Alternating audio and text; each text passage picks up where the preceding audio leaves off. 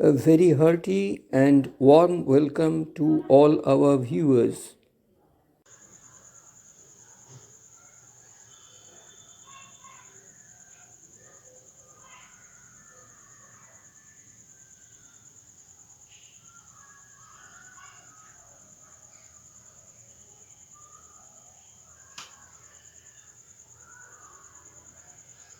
Hello viewers, welcome to another session of videos on Pythagorean triplets by our YouTube video channel BIOLIMATECH. As a matter of fact, as regards Pythagorean triplets, we already have had 3 videos earlier. One was V2Ma4, in which we introduced the concept of what is a Pythagorean triplet and discussed its properties. In V3Ma3, we simply worked out a thumb rule operational method to find out 2 of the numbers of the triplet when any one is given and not necessarily that one is a prime one. That means not a prime number necessarily. And in V3Ma3 part 1, we have dealt with the method of finding out 2 of the members of the Pythagorean triplet when one is given and that the given one is a prime number, but not necessarily the largest of the 3. And now we come to the concluding segment of the 4 videos on the same topic, that is Pythagorean triplet, namely V4Ma4 part 2. What is given here? It is the second option. The given number is a prime and also it is the largest of the 3. How to deal with this thing?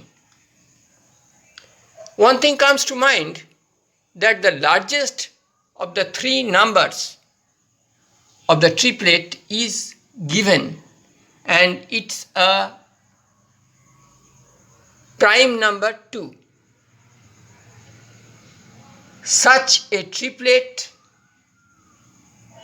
yes, I mean it, may or may not exist in all cases.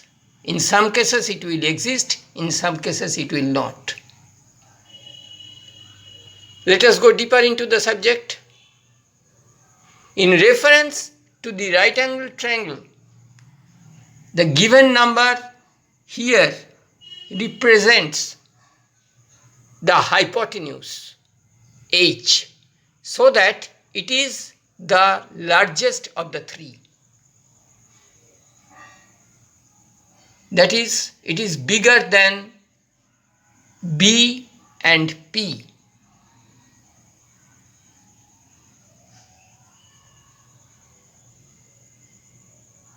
And all are positive real whole numbers. It is of course certain that B and P cannot be equals to 0, because if any one of them becomes 0, that is length of a side is vanishing, then it no more remains a triangle. So the whole thing is lost. Now finding the other 2 real positive whole numbers of the triplet, sum of whose squares equals the square of the given number, may or may not be possible, I have told. When is it possible and when it is not? We have already stressed the point that the given number is not only a prime, but the other two are smaller than the number. Of course, there is a thumb rule, a graphical method actually, which can say whether finding out the other two will be possible or not. Or in other words, whether in such case, some cases, whether the triplet actually exists. What is the method?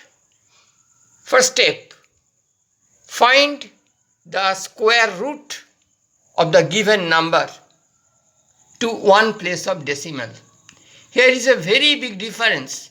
Earlier we found the square of the given number, and here we go to find out as a first step the square root. Then what do? We choose 1 centimeter length to represent the new number 1, so that 1 millimeter length represents number 0.1, that is 1/10 of a centimeter. All these are in relation with a millimeter graph sheet. Then what is the next step? On a graph sheet, select the origin at a suitable nodal point. What is a nodal point? A nodal point is a point where the x coordinate and y coordinate both are whole numbers, positive, real whole numbers. That is, x and y both have an integral value. Maybe x equals to 1, y equals to 2, maybe x equals to 3, y equals to 2, like that. Then we draw the axis of coordinates xx and yy. With the scale chosen as above, we draw an arc of a circle whose radius equals to square root already found out in the first step of the given number, and whose center is located at origin.